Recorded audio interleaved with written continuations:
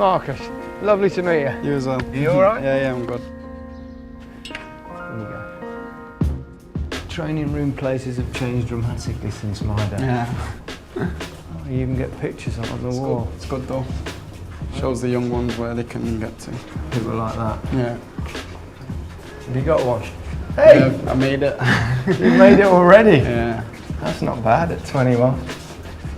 How do the club help the ones that don't make it? Because there's so many brilliant young players that all look great, but so few like yourself that make it all the way. Do the clubs help them? Yeah, this club does, 100%. Yeah. I think the amount of players that we have playing in football is ridiculous.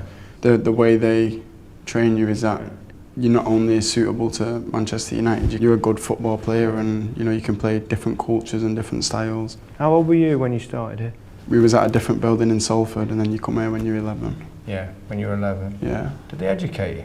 Yeah. There's a school as well. Yeah. Teachers and everything. Everything. They make sure that, for example, England trials when you're 14, 15, if you're behind on schoolwork and stuff like that, they have the power to take the achievement away from you.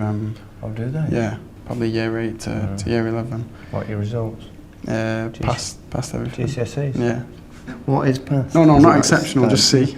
C? Yeah, just that's a pass. It's passed, yeah. That's what I meant. It's acceptable.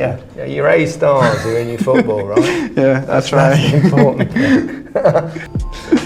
So I suppose when you come here, you start seeing some of your heroes. Yeah. Who would that be? Ryan Giggs or Beckham? I think Rio Ferdinand was one of the first ones. Oh, don't say that. I think he was.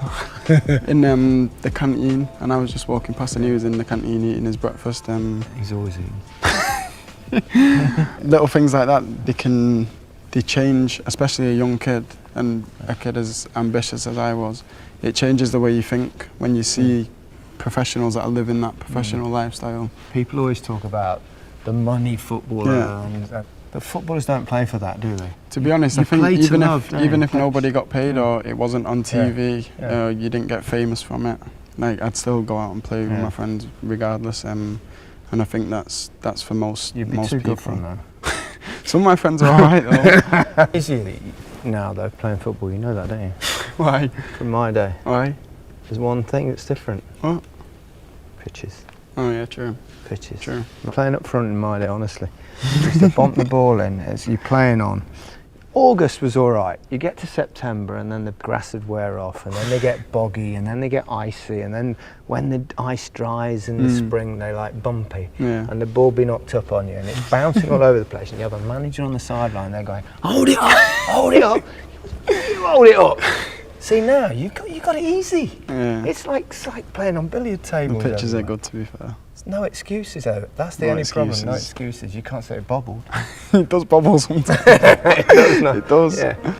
Is it sometimes difficult, given the fact that you are still so young, that people can be so possibly critical and expectant? This club especially, they train you to deal with that expectation, because they always say from when you're a kid, everybody wants to beat Man United. You know, if they beat Man United, it'll be sort of the highlight of the season. And you think that's still the case now? Yeah, I stick by that for forever. When players play against Man United, everyone's performance goes up. Yeah.